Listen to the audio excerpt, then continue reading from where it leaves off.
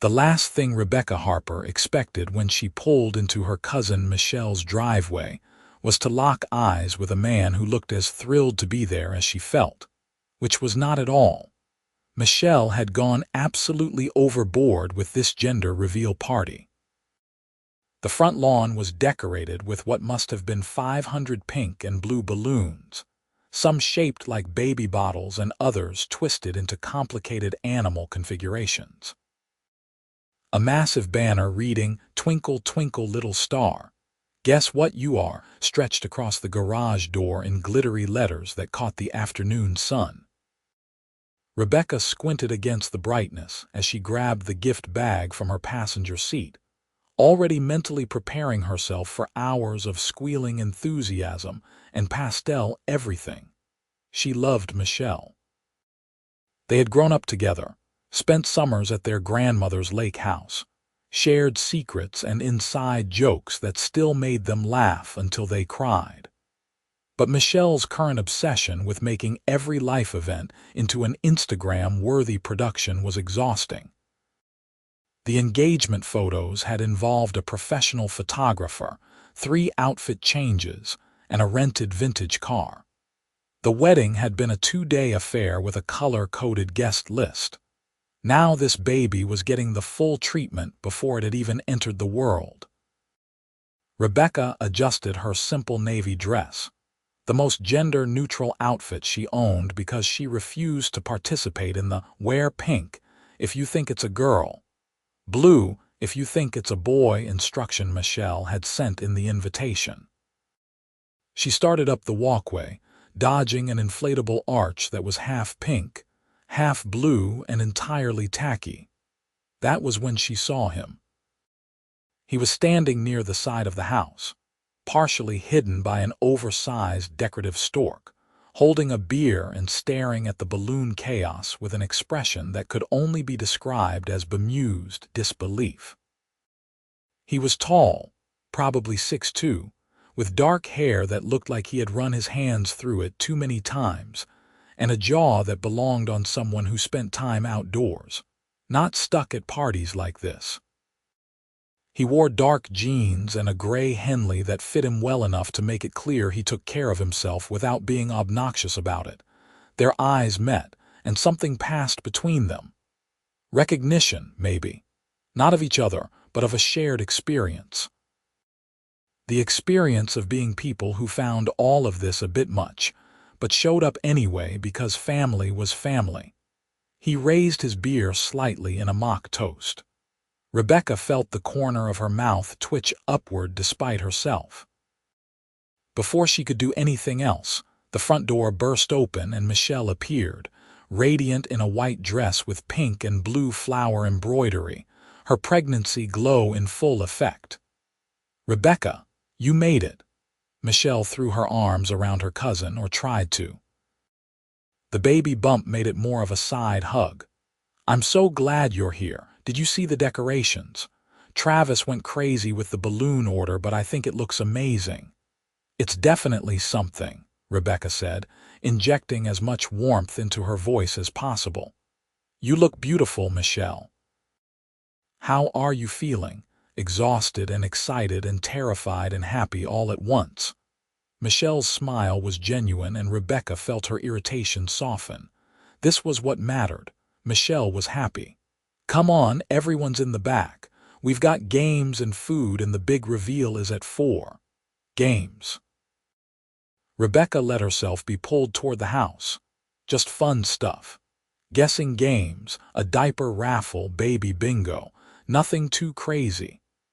Rebecca had learned that Michelle's definition of nothing too crazy and her own were vastly different, but she nodded gamely. The backyard was even more decorated than the front. Long tables covered in pink and blue tablecloths held enough food to feed a small army. A dessert table showcased cupcakes with question mark toppers, cookies frosted in pastel colors, and a massive cake that would presumably reveal the baby's sex when cut. More balloons, more banners, more everything. About 40 people milled around, most of them already wearing pink or blue. Rebecca felt slightly smug about her navy dress. She recognized Michelle's parents, some aunts and uncles, a few friends from high school. The man from the front yard was nowhere to be seen. For the next hour, Rebecca did her duty. She hugged relatives, admired the decorations with appropriate enthusiasm, ate a surprisingly good mini quiche, and politely declined to guess the baby's measurements using a ribbon. She was contemplating how soon she could reasonably leave when she spotted him again. He had claimed a seat at the far end of the yard, as far from the main action as possible while still technically being at the party. He was nursing another beer and watching the crowd with the detached interest of an anthropologist studying a foreign culture. Rebecca made a decision. She grabbed a glass of lemonade from the drinks table and headed his direction. "Is this seat taken?" she asked. He looked up and she noticed his eyes were green, very green. "By someone trying to avoid the diaper decorating station." "Yes, by you. Also yes, please sit." She sat and it felt like a small rebellion. "I'm Rebecca. Michelle is my cousin, Griffin Owens. Travis is my cousin." He extended his hand and she shook it. His grip was firm and warm. "So we're in the same boat," Rebecca said. "Show up, be supportive, count the minutes until we can escape without seeming rude." Griffin laughed, and it was a nice sound, rich and genuine. "That's exactly it. Don't get me wrong, I'm happy for Travis. He's been talking about having kids since we were teenagers. But this..." He gestured at the elaborate setup. "This seems excessive." Michelle sent out a 10-page PDF with party details, dress code, and parking instructions, Rebecca said. 10 pages. Travis has been in a family group chat about this for 3 weeks. There was a vote on the cake flavor. A vote. "It's a cake. Did you participate in the vote?" "I voted for chocolate out of spite because I knew everyone else wanted vanilla with raspberry filling." Rebecca grinned. "Chocolate is the superior cake flavor anyway, objectively true." Griffin took a sip of his beer. "So what do you do when you're not dodging invasive party games, Rebecca?" "I'm a landscape architect. I design outdoor spaces, mostly for commercial properties but some residential." "You?" "I run a manufacturing company. We make industrial equipment. Extremely boring to talk about at parties." "More or less boring than baby bottle chugging contests. Fair point." He smiled, and she noticed he had a small scar through his left eyebrow that gave him a slightly roguish look. "Landscape architecture sounds interesting, though. Is that what all this party decor is missing?" "Professional design help. More is not always better, which seems to be the philosophy here. I actually prefer minimalism in my work. Clean lines, purposeful choices, letting the space breathe." "That sounds nice. Like the opposite of whatever is happening here." They fell into comfortable conversation. Rebecca learned that Griffin had played college baseball but blew out his shoulder junior year, ending any professional dreams. He learned that she had a dog named Moose who weighed 12 pounds and thought he was a wolf. They discussed their shared opinion that gender reveal parties were a modern invention that had gotten out of control. Though they both agreed, they understood the excitement and wouldn't actually want to ruin it for Michelle and Travis. "I just don't understand the theme," Griffin said eventually. "Twinkle, twinkle, little star. It's a baby, not a celestial event." "Oh, but there's a whole astronomical theme if you look closely. See those centerpieces? Little telescopes. The cake topper is a moon and stars. The napkins have constellations." Griffin stared at the decorations as if seeing them for the first time. "How did I miss that? You were too busy being horrified by the sheer volume of balloons." "Valid." Michelle's voice rang out across the yard, amplified by a microphone someone had set up. "Okay, everyone, can we gather around for some games? We're going to start with baby name suggestions." Rebecca and Griffin exchanged a look. If we stay very still, maybe she won't see us, Griffin said. We're literally sitting in the open. Details. But Michelle was already scanning the crowd and her eyes landed on them. She waved enthusiastically. They had no choice but to wave back. I think we've been made, Rebecca said. It was nice knowing you. Despite his words, they both got up and moved closer to the main party area, though they strategically positioned themselves near the back of the crowd. Michelle was passing around cards and pens, asking everyone to write down their favorite name suggestions. I'm going to write something completely unusable, Griffin murmured. Like what? Optimus Prime. Rebecca had to bite her lip to keep from laughing. You wouldn't. Watch me. He did.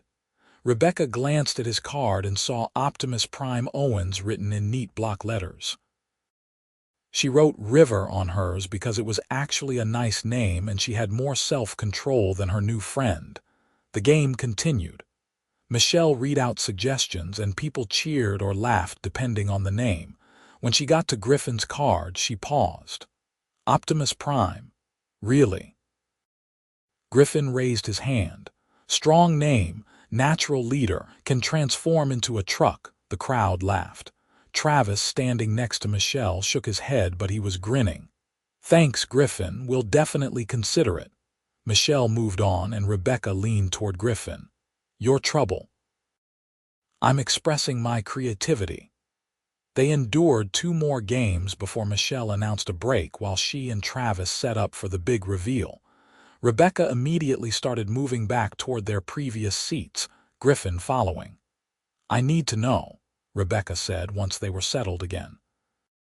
Do you actually want to know the gender, or are you just here out of obligation? Griffin considered this. I want Travis to be happy, and if knowing the gender before the baby arrives makes him happy, then I'm glad to be here for that. But personally, I think it would be more exciting to wait. Find out when the baby is born, but that's not my choice to make. I feel the same way. Though I did make Michelle promise that if she has a girl, she won't put one of those giant bows on her head that babies wear sometimes. The bows that are bigger than the baby's actual head. Those exact bows. That's a reasonable boundary to set.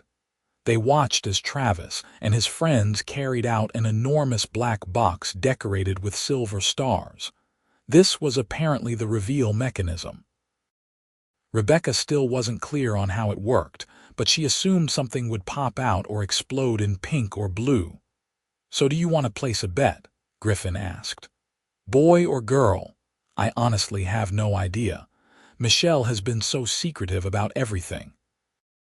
Travis told me yesterday he thinks it's a boy, but that's just a gut feeling. Michelle has been wearing more blue lately, but that might be a red herring. Good strategy.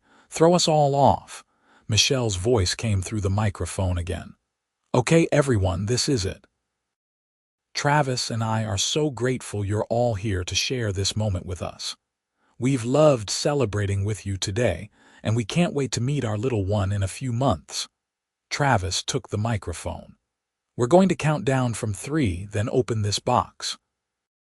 Whatever comes out tells us if we're having a son or a daughter. Everyone ready? The crowd cheered. Rebecca found herself actually a little curious now, caught up in the moment despite her earlier cynicism. She glanced at Griffin and saw he was leaning forward slightly too. 3, 2, 1. Travis and Michelle pulled open the top of the box, and dozens of blue balloons floated up into the sky, followed by blue confetti cannons going off, blue streamers, and what looked like blue glitter raining down on the happy couple. A boy. They were having a boy. The crowd erupted in cheers. Michelle was crying happy tears while Travis picked her up and spun her around, mindful of her belly. It was genuinely sweet, and Rebecca felt her cynicism melt away completely. This was joy, pure and simple. Well, Travis was right, Griffin said. His gut feeling was accurate. They look so happy. Yeah, they do.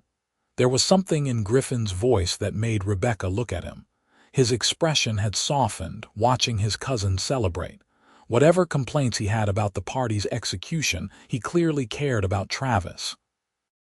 The rest of the party was less structured. People mingled, ate cake, took photos with various props. Rebecca found herself continuing to gravitate toward Griffin, and he seemed to seek her out too. They ended up at the dessert table together. "I have to admit," Rebecca said, sampling a blue frosted cupcake, "these are actually delicious." "Michelle hired a professional baker," said an older woman next to them. "She had Michelle's eyes. Probably Michelle's mother. No boxed mix for my daughter's celebration." "It shows, Aunt Linda," Rebecca said warmly. "Everything has been beautiful." Linda beamed and moved on to accept other compliments. Griffin raised an eyebrow at Rebecca. "Aunt Linda, Michelle's mom. My mom's sister. She's lovely, but she did enable this level of party planning." "Ah." Travis's parents left after the reveal. They're more low-key, smart people.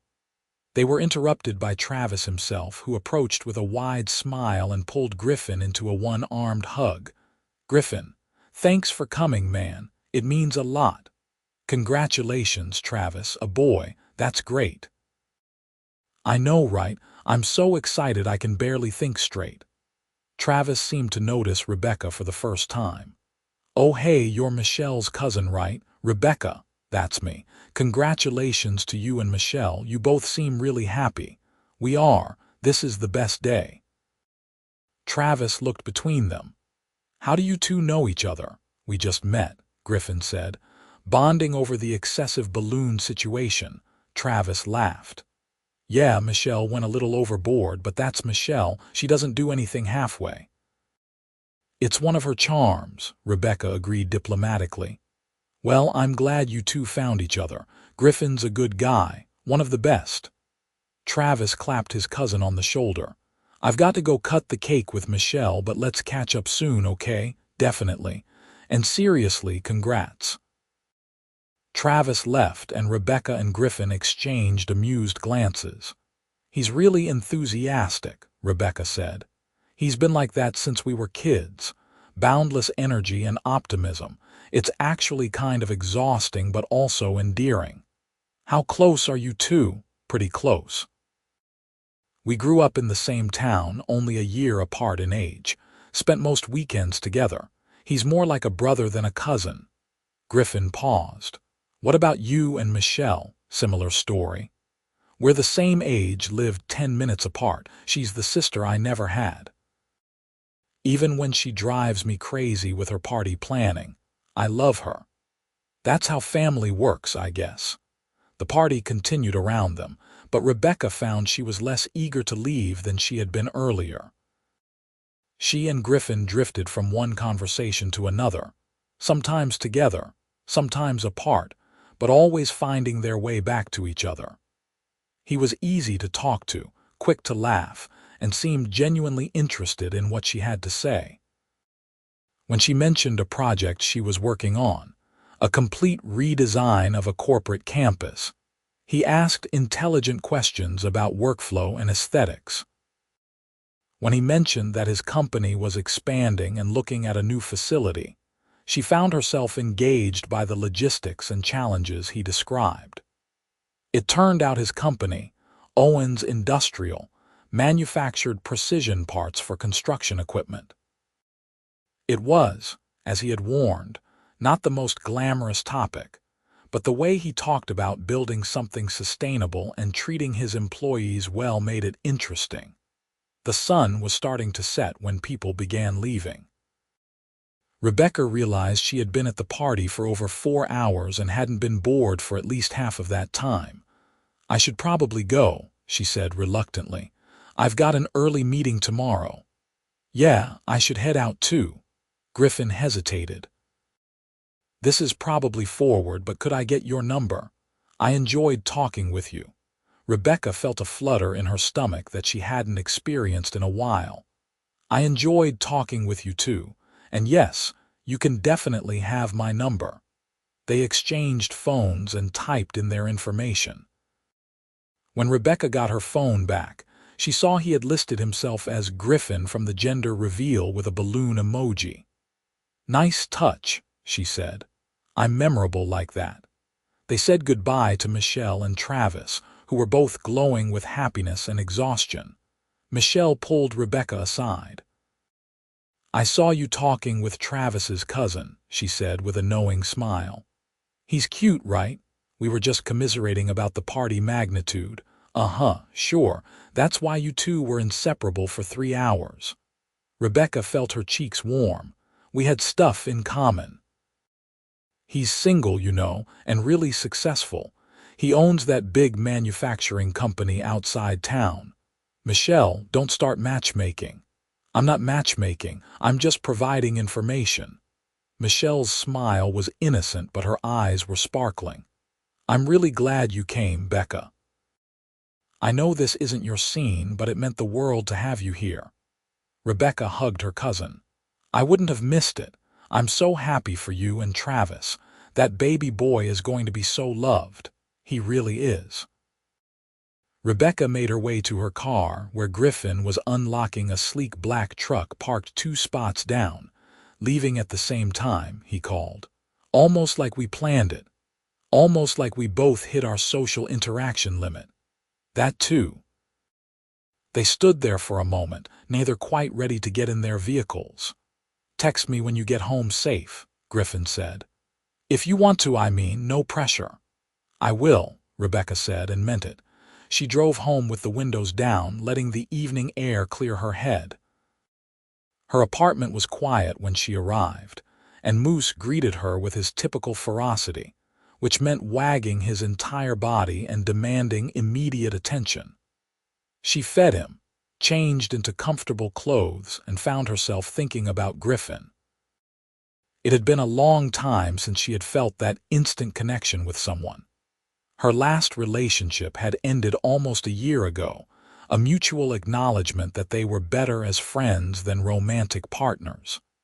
Since then, she had been focused on work, on building her career and reputation. Dating had taken a back seat, but there was something about Griffin. The way he had looked at her, really looked at her, like he wanted to understand what she was thinking. The way they had fallen into easy conversation, the way he had made her laugh. She picked up her phone and typed, "Made it home. Moose is judging me for staying out so long." His response came quickly. "I'm sure you'll make it up to him with treats. Thanks for making that party bearable. Actually, better than bearable." She smiled at her screen. "Thanks for being my partner in cynicism, and then being genuinely happy with me when Michelle and Travis were so excited. We contain multitudes. Can I take you to dinner sometime this week?" Rebecca's heart did a small flip. She typed back, "I'd like that." They made plans for Thursday evening, a restaurant downtown that Griffin suggested and Rebecca agreed to. When she finally put her phone down and got ready for bed, she felt lighter than she had in months. The next few days passed quickly. Rebecca threw herself into work, meeting with clients and refining designs. But Thursday was always in the back of her mind. She found herself putting more thought into her outfit than usual, changing 3 times before settling on dark jeans and a soft green sweater that brought out her eyes. The restaurant was intimate, all exposed brick and candlelight. Griffin was waiting outside when she arrived, wearing dark slacks and a button-down that made him look polished but not stuffy. "You look beautiful," he said, and the sincerity in his voice made her believe it. "You clean up pretty well yourself." Dinner was even better than their conversation at the party. Without the chaos and noise, they could really focus on each other. Rebecca learned that Griffin had taken over his father's company 5 years ago when his dad retired, and had worked hard to modernize it and expand. He employed over 200 people and took that responsibility seriously. "It's not just about profit," he explained over grilled salmon. "These people depend on those jobs to support their families. I want to create an environment where they feel valued and secure." That's rare, Rebecca said. A lot of companies just see employees as numbers. My dad taught me that taking care of your people is the only way to build something lasting.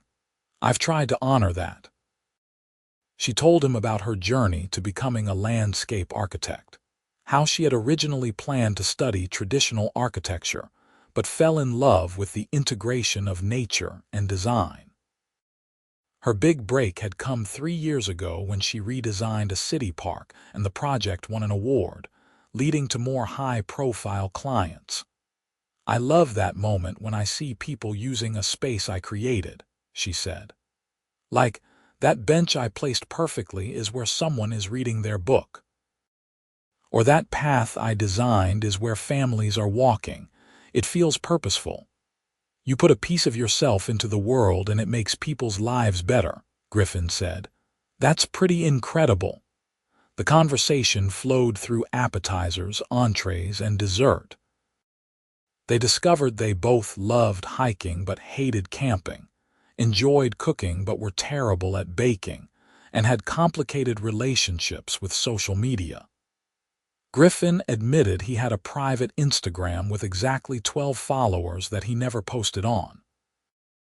Rebecca confessed she checked her work account obsessively but refused to have a personal one. When the check came, Griffin took it before she could reach for it. I asked you out, he said. This is on me. Next time is on me then. Next time, I like the sound of that. They walked slowly back to their cars, neither wanting the evening to end.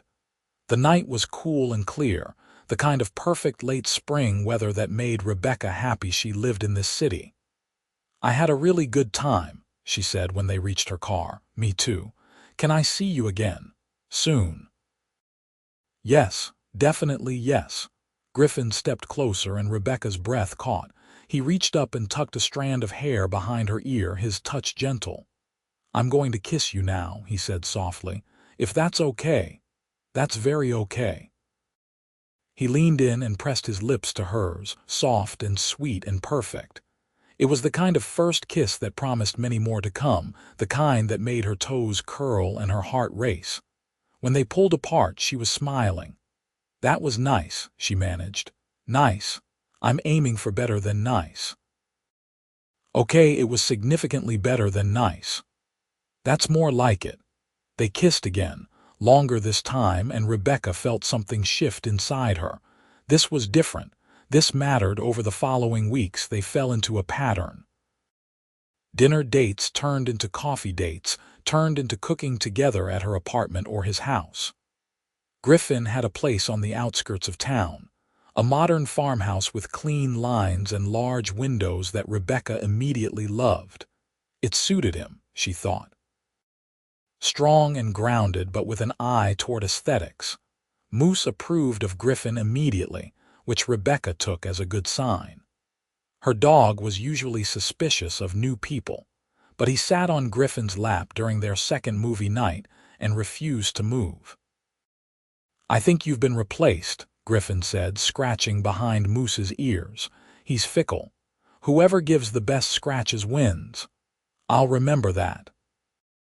Rebecca learned that Griffin was an early riser who liked to work out before sunrise, that he was meticulous about his truck, but terrible about doing laundry on time, that he had a sweet tooth he tried to hide but failed.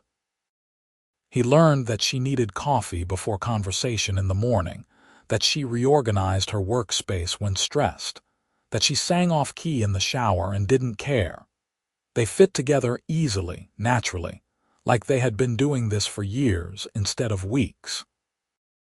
One evening, about a month into dating, they were at Griffin's house making dinner together. Rebecca was chopping vegetables while Griffin worked on marinating chicken. Music played from a speaker, something acoustic and mellow. I need to tell you something, Griffin said, his tone more serious than usual. Rebecca looked up, her stomach tightening. Okay. It's not bad, at least I don't think it is, but I want to be upfront with you. He set down the marinade and leaned against the counter. My company is doing really well. Like really well. I don't talk about it much because people get weird when they find out I'm a millionaire, Rebecca supplied. He looked surprised. You knew, Michelle mentioned you were successful, and I looked up Owen's Industrial after our first date. I wanted to make sure you weren't a serial killer, she smiled. The company financials are public record for incorporation purposes. You're doing very well for yourself. And that doesn't bother you. Why would it bother me? You worked hard for it. You built something meaningful. I'm proud of you, honestly. She paused. Did you think I would care about the money itself? Some people do.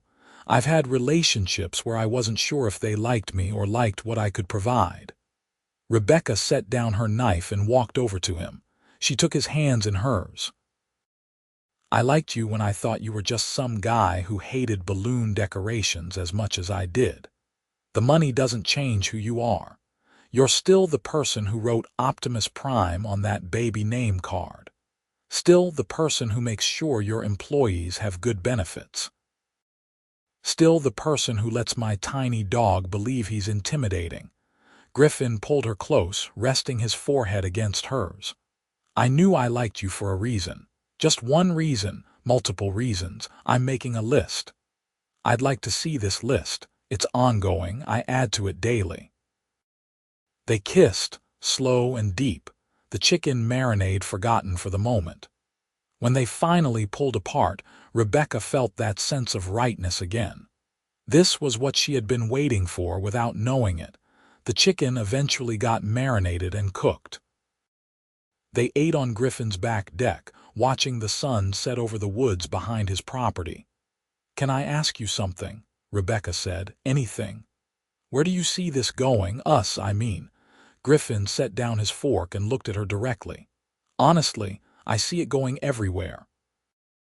I know it hasn't been that long, but I've never felt like this about anyone. You make me laugh, you challenge me, you make me want to be better. I'm all in, Rebecca. If you are. Her heart felt too big for her chest. I'm all in too. Good. Because I was really hoping you'd say that. Summer arrived in full force, bringing long days and warm nights. Rebecca and Griffin became a fixture in each other's lives. She met his parents, a kind couple who clearly adored their son and welcomed her warmly. He met her family, including Michelle, who gave Rebecca a look that said, I told you so, without saying a word. They attended Travis and Michelle's baby shower together, and this time Rebecca didn't mind the elaborate decorations or the games. She was too busy watching Griffin help Travis assemble a pack and play, both men looking utterly confused by the instructions. They're going to be terrible at this, Michelle said, coming to stand next to Rebecca, probably, but they'll figure it out. You look happy, Becca, really happy. I am. He's really special, Michelle, I know. I'm glad you found each other, even if it took my excessive party planning to make it happen. Rebecca hugged her cousin. Thank you for the excessive party planning then. In July, Griffin's company landed a major contract with an international construction firm. It meant significant growth and new opportunities. He was excited but also stressed, working long hours to make sure everything was perfect. Rebecca gave him space when he needed it, but also made sure he remembered to eat and sleep. She brought lunch to his office, met him at the gym for quick workouts, reminded him that he had a team he trusted for a reason. I don't know what I'd do without you, he said one night, exhausted but satisfied after a successful presentation. You'd figure it out, but I'm glad you don't have to. In August, Rebecca was offered a major project, redesigning the outdoor spaces for a new corporate headquarters being built downtown. It was the biggest opportunity of her career, the kind of project that could establish her as one of the top landscape architects in the region. It was also going to be incredibly demanding. Take it, Griffin said immediately when she told him. This is huge, Rebecca. This is everything you've been working toward. It means I'm going to be slammed for the next 6 months at least. Late nights, weekend work, constant revisions. So, I'll bring you coffee and food. I'll walk moose. I'll be whatever you need me to be. You're already dealing with your own expansion. And you supported me through that. That's what partners do. We show up for each other. She took the project. And true to his word, Griffin showed up. When she worked late at her office, he arrived with dinner. When she had early morning site visits, he made sure her coffee was ready. When she doubted herself, he reminded her why she was brilliant. They navigated the busy months together, stealing moments when they could. Quick lunches, late-night phone calls, Sunday mornings spent in bed ignoring the world. It wasn't always easy, but it worked because they both wanted it to work. In September, Travis and Michelle had their baby. Jacob Thomas arrived 3 weeks early but healthy and perfect. Rebecca and Griffin visited the hospital together, bearing gifts and congratulations. Watching Griffin hold the tiny baby, seeing the wonder in his face, made Rebecca's breath catch. He was gentle and careful, supporting Jacob's head like he had been handling newborns his whole life. "He's so small," Griffin said quietly. 8 pounds is actually pretty average, Travis said, but he was grinning. "He's perfect," Rebecca said, and she meant it. Later, in Griffin's truck on the way home, he was quiet. Rebecca reached over and took his hand. "You okay?" "Yeah, just thinking. About how I want that someday. The family, the baby, all of it." He glanced at her. "With you, I want that with you." Rebecca's eyes filled with tears, happy ones. "I want that too." Yeah, maybe not right this second because we're both slammed with work, but someday." "Definitely someday." He lifted her hand to his lips and kissed it. "Someday sounds perfect." October brought cooler weather and the final push on both their major projects. Griffin's facility expansion was nearly complete, and Rebecca's design was being implemented. They were both exhausted but exhilarated. One evening, Griffin showed up at her apartment with takeout and a mischievous smile. "Pack a bag," he said. "We're going away for the weekend. Griffin, I have a meeting Monday morning, which is why we're coming back Sunday night. Come on, Rebecca." "When's the last time we had a whole weekend together?" She couldn't remember. "Where are we going?" "It's a surprise. Pack layers and comfortable shoes." She packed, and they drove 2 hours into the mountains. Griffin had rented a cabin, a cozy place with a stone fireplace and a view that made Rebecca gasp. The fall colors were at their peak, the trees a riot of red and gold. "This is beautiful," she breathed. "I thought we could use a break. Just us, no work, no distractions." It was exactly what they needed. They hiked during the day, exploring trails and breathing in the crisp mountain air. They cooked together in the cabin's small kitchen, played cards, talked about everything and nothing. At night they sat by the fire, wrapped in blankets, and simply enjoyed being together. On Saturday night, Griffin seemed nervous. He kept fidgeting with his beer bottle, starting to say something and then stopping. "What's going on with you?" Rebecca finally asked. "I love you," he blurted out. "I've been wanting to say it for weeks, but the timing never felt right and now feels right, and I just need you to know. I love you, Rebecca. I'm in love with you." Joy bloomed in her chest, warm and bright. "I love you too. I have for a while now. Really, really. I love you, Griffin Owens. All of you." He kissed her then, deep and thorough, and the fire wasn't the only thing keeping them warm that night. The weekend ended too soon, but they returned to their regular lives renewed. The words, "I love you," became part of their daily vocabulary, said easily and often because they both felt it deeply. November arrived, and with it came the completion of their major projects.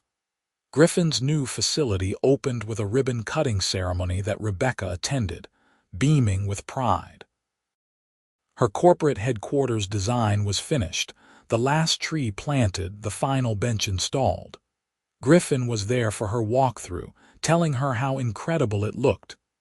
"You did this," he said, gesturing at the transformed space. You created something beautiful and functional that people are going to enjoy for years. We both did, she said. We both built something meaningful. They were standing in the space she had designed, surrounded by the evidence of hard work and dedication, and Rebecca felt a sense of completion. Not just of the project, but of something larger. December brought the holidays and the first anniversary of Michelle's gender reveal party. Michelle hosted a first birthday party for Jacob, and of course it was elaborately themed. Woodland creatures this time, with adorable fox and bear decorations everywhere. Rebecca and Griffin arrived together, holding hands and laughing at the familiar sight of excessive decor. Some things never change, Griffin said. Would we want them to? Not really. This is how we met, after all. They watched Jacob demolish his smash cake, his face covered in frosting and pure joy. Michelle and Travis looked tired but happy, the kind of exhaustion that came from loving something so much you didn't mind losing sleep. Later, Griffin pulled Rebecca aside away from the party noise. I have something for you, he said. An early Christmas present. He handed her a small box and Rebecca's heart started racing. But when she opened it, she found not a ring but a key. It's to my house, Griffin explained. I want you to move in with me. I know we haven't talked about it officially, but you're already there half the time anyway, and I love waking up next to you. I love coming home to you. I want that every day, if you want it too. Rebecca looked at the key, then at Griffin, and felt tears prick her eyes. I want it too. Yes, I'll move in with you. He lifted her off the ground in a hug, spinning her around while she laughed. Michelle caught her eye from across the room and gave her a thumbs up. The move happened in January and it felt natural. Rebecca's furniture merged with Griffin's, Moose claimed the best spot on the couch, and suddenly the house was a home. Their home. They fell into domestic rhythms. Morning coffee together before work, cooking dinner side by side, walking Moose through the property on weekends. They argued occasionally about whose turn it was to do laundry or what to watch on TV, but they always talked it through. Valentine's Day came, and Griffin made reservations at an upscale restaurant. Rebecca wore a red dress that made his eyes darken with appreciation. They held hands across the table and talked about their plans for the spring. I'm thinking about expanding the team at work, Rebecca said. Taking on an associate designer. The demand is there and I can't keep doing everything myself. That's a great idea. You've built something worth growing. What about you? What's next for Owens Industrial? Honestly, I'm happy where we are. The expansion is going well, the team is strong. I think I want to focus on sustainability now. Make sure we're doing right by the environment as well as our employees. That's very sexy of you, Griffin laughed. Caring about the environment is sexy when you're passionate about it. Yes. They finished dinner and walked along the waterfront despite the cold, bundled in coats and scarves. The city lights reflected off the water, creating a dreamlike quality. Rebecca, Griffin said, stopping near a bench. His voice was serious. I need to ask you something. She turned to face him, and her breath caught when she saw him reaching into his pocket. I had a whole speech planned, he said, pulling out a small velvet box. About how you're the best thing that ever happened to me, about how I can't imagine my life without you, about how every day with you is better than the last. But standing here, all I can think is that I love you, and I want to love you for the rest of my life. He opened the box, revealing a ring that caught the light perfectly. Simple, elegant, a single diamond on a platinum band. Rebecca Harper, will you marry me? Tears were streaming down her face, but she was smiling. Yes, yes, absolutely yes. He slid the ring onto her finger, and it fit perfectly. Then he was kissing her, and she was kissing him back, and nothing else mattered but this moment. They called their families that night, sharing the news to excited screams and congratulations. Michelle cried happy tears and insisted on planning the engagement party, which Rebecca agreed to only after securing a promise that there would be no more than 100 balloons. The engagement party happened in March, and true to her word, Michelle kept the balloon count to exactly 100. Rebecca and Griffin stood together, accepting congratulations and well wishes, both glowing with happiness. "I can't believe this all started because we both thought my party was too much," Michelle said, hugging Rebecca. "Your party was too much, but I'm grateful for it anyway." Planning the wedding was surprisingly easy because they both wanted the same thing, something meaningful but not overly elaborate. They chose a small vineyard outside the city for September, a year after they had said, "I love you," for the first time. The months passed in a blur of cake tastings and invitation designs, of normal life and extraordinary love. Griffin proved to be an involved groom, with opinions on flowers and music and seating arrangements. Rebecca loved him more for caring about the details. In July, they found out that Michelle was pregnant again, and she swore this time there would be no elaborate gender reveal. "We're finding out at the doctor's office and sending a text," she said firmly. "One gender reveal was enough for a lifetime." "I appreciate that," Rebecca said. "But also, I'm glad you had that first one. Because you met Griffin." "Exactly." September arrived with perfect weather. The vineyard was beautiful, dressed in subtle autumn colors that Rebecca had helped select. Their guest list was small, just family and close friends, exactly what they wanted. Rebecca walked down the aisle to acoustic guitar, wearing a simple gown that made her feel beautiful. But all she really saw was Griffin at the end of the aisle, looking at her like she was the only person in the world. They exchanged vows they had written themselves. Griffin promised to always support her dreams, to bring her coffee when she was stressed, to let Moose sleep on the bed even though he took up too much space. Rebecca promised to call him on his stubbornness, to celebrate his successes, to choose him every day for the rest of their lives. When the officiant pronounced them married, Griffin kissed her thoroughly, dipping her back while their guests cheered. It was perfect. The reception was held in the vineyard's barn, transformed with string lights and simple flowers. They had their first dance to the same acoustic song that had been playing the night Griffin told her he loved her. They cut their cake, which was chocolate because they had agreed on that together. During dinner, Travis gave a speech that made everyone laugh and cry. "I've known Griffin my whole life," he said, "and I've never seen him as happy as he's been since he met Rebecca.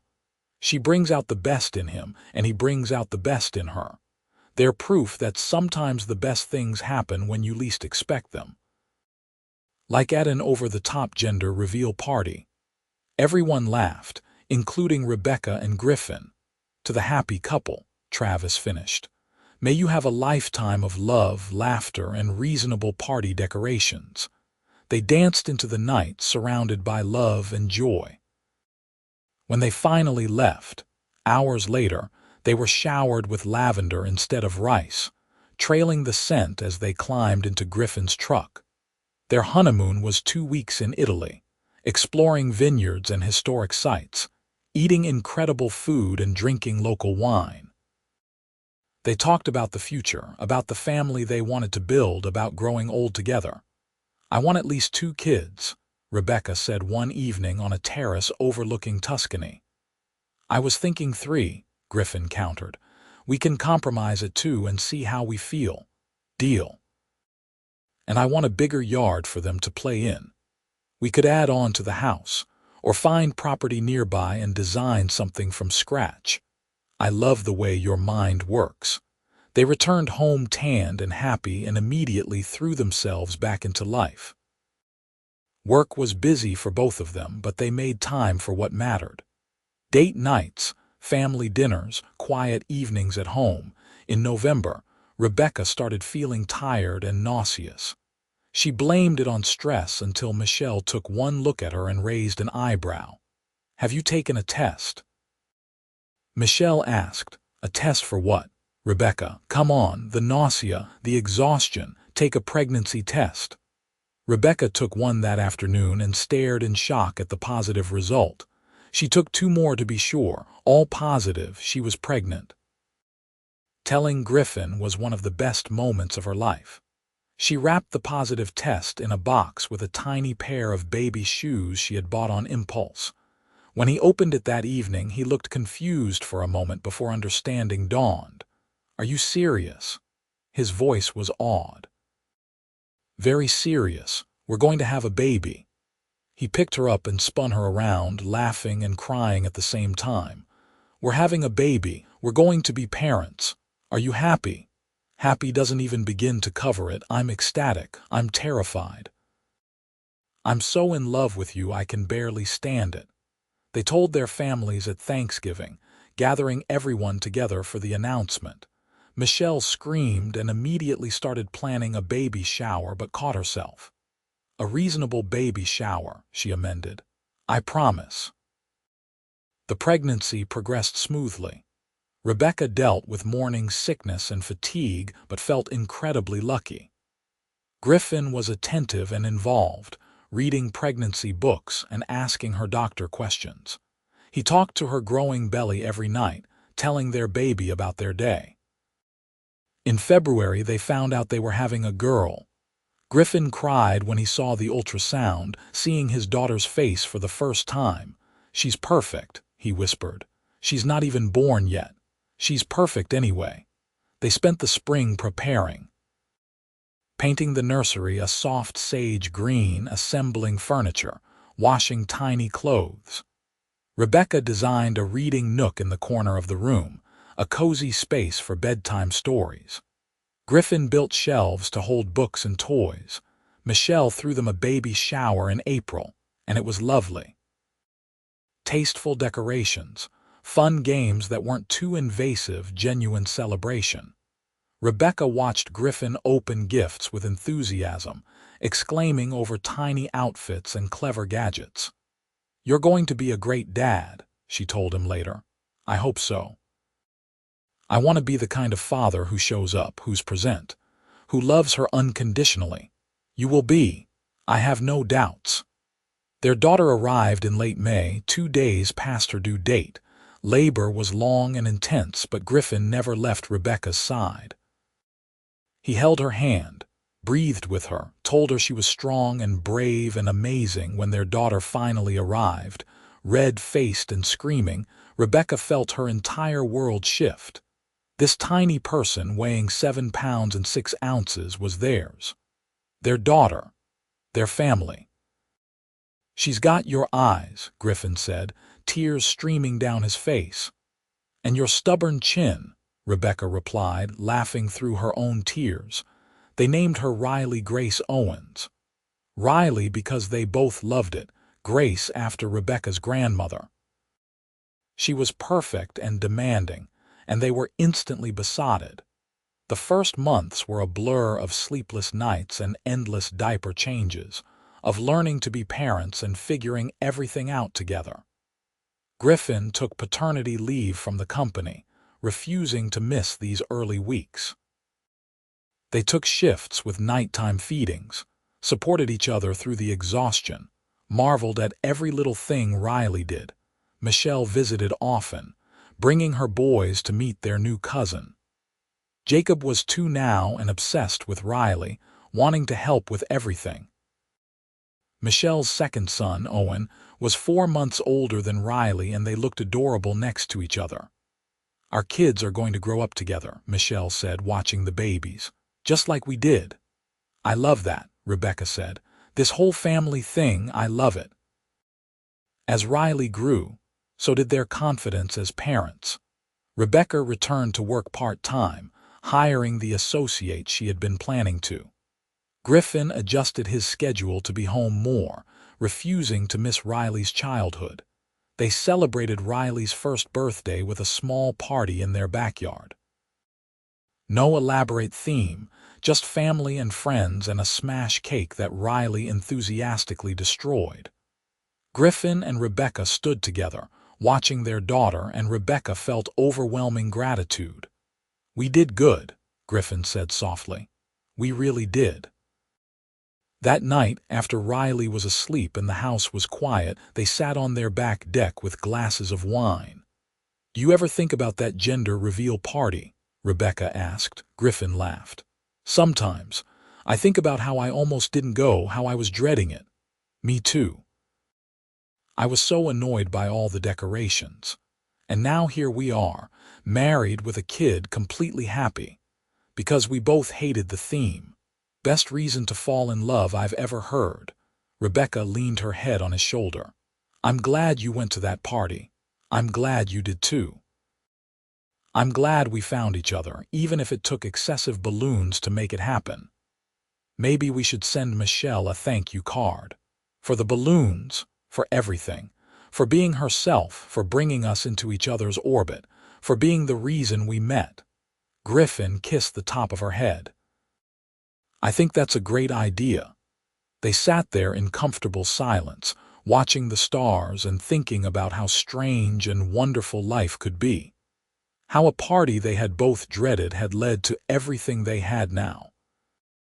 How sometimes the best things happened when you least expected them, when you showed up even though you didn't want to, when you found someone who understood you in a crowd of people who didn't. 2 years later, they had a son. James Griffin Owens, named after Griffin's father. Riley was an enthusiastic big sister, wanting to help with everything just like Jacob had with her.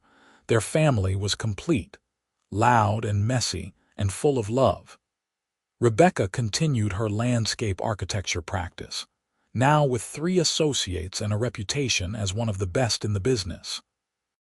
Griffin's company continued to thrive, pioneering new sustainability practices in manufacturing. But more than their professional success, they were proud of what they had built together. A home full of laughter, children who knew they were loved, a partnership based on mutual respect and genuine affection.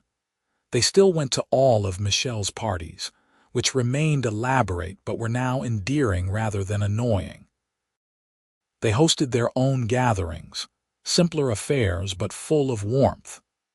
They took family vacations, taught their kids to hike, read stories every night before bed. On their 5th wedding anniversary, Griffin took Rebecca back to the vineyard where they had gotten married. His parents watched the kids overnight, giving them a rare evening alone. They walked through the same spaces where they had said their vows, remembering that perfect day. 5 years, Rebecca said. Feels like forever and no time at all. Best 5 years of my life, Griffin said. Well, 6.5 if you count from when we met. At the over-decorated gender reveal party. The very one. Want to know something funny? Always. I saw you before you saw me that day. You were walking up the driveway looking like you wanted to be anywhere else, and I remember thinking, finally, someone who gets it. Rebecca laughed. I saw you hiding behind that ridiculous stork and thought the same thing. Meant to be, I guess. Definitely meant to be. They had dinner at the Vineyards restaurant, talking about everything and nothing the way they always did. They talked about the kids, about work, about their dreams for the future. They held hands across the table and remembered why they had fallen in love in the first place. Later, standing in the same spot where Griffin had proposed, they watched the sun set over the vineyard. Thank you, Rebecca said quietly. For what? For being exactly who you are. For showing up that day, for talking to me, for taking a chance on us. For being the best partner and father and person I could have asked for. Griffin turned her to face him, his hands on her waist. I should be thanking you. You made my life make sense, Rebecca. Before you, I was just going through the motions. Building a company, checking boxes, but not really living. You taught me what it means to be truly alive. We taught each other. Yeah, we did. They kissed as the last rays of sunlight painted the sky in shades of pink and gold. It was the kind of perfect moment that would have seemed unrealistic if you read it in a book, but was simply real life for them now. The years continued to pass, marked by birthday parties and school plays, by work achievements and quiet Sunday mornings. Riley grew into a bright, curious girl who loved building things with her father and drawing landscape designs with her mother. James was energetic and affectionate, always ready with a hug and a laugh. Griffin and Rebecca navigated parenthood together, supporting each other through the challenges and celebrating the victories. They maintained their weekly date nights, refusing to lose themselves entirely in being parents. They made time for friends, for family, for each other. Michelle's boys and their kids became inseparable, spending weekends together and making the kind of memories that would last a lifetime. Michelle often joked that her excessive gender reveal party had been worth it just to bring Rebecca and Griffin together. "You can thank me at my funeral," she would say dramatically. "We'll thank you now," Rebecca always replied. "Thank you, Michelle, for everything." On their 10th anniversary, Griffin and Rebecca renewed their vows in their backyard with just their children and closest family present. Riley and James stood beside them, proud and excited to be part of the ceremony. "I promise to keep choosing you," Rebecca said, looking into Griffin's eyes. "Every day for the rest of our lives. You're my best friend, my partner, my home." "I promise to keep making you laugh," Griffin replied. "To support your dreams, to be present for our family, to love you more with each passing year. You're my everything, Rebecca." Riley made a gagging sound at the kissing part, making everyone laugh. James clapped enthusiastically, not entirely sure what was happening but excited anyway. That evening, after the kids were in bed, Rebecca and Griffin sat on their back deck like they had so many times before. The house behind them held everything they had built together, everything that mattered. 10 years since we met," Griffin mused. "Can you believe it? Sometimes yes, sometimes no. It feels like you've always been part of my life." "That's because I was meant to be. We were meant to be." Rebecca took his hand, feeling the solid warmth of his wedding ring against her palm. "I love our life, Griffin, all of it. The ordinary days and the extraordinary ones, the challenges and the easy parts. I love that we built this together." "Me too. I wouldn't change a single thing." Not even the excessive balloons at Michelle's party. Griffin pretended to consider this. "Okay, maybe fewer balloons. But not the party itself. Never that." They sat in comfortable silence, listening to the sounds of the evening. Somewhere in the house, Moose was snoring on the couch, ancient now but still beloved. Upstairs, their children slept safely. Around them, the life they had created together continued on. It wasn't a fairy tale, because fairy tales didn't capture the real work of building a life with someone. The compromises and conversations, the support through hard times, the choice to keep choosing each other day after day. But it was their story, and it was better than any fairy tale could have been, because it was real, because it was theirs. Because it had started with two people who didn't want to be at a party, who bonded over not caring about the theme, and who discovered that sometimes the best things in life are the ones you never see coming. And they lived happily ever after, not because everything was always perfect, but because they had found each other and decided that was enough. That was everything.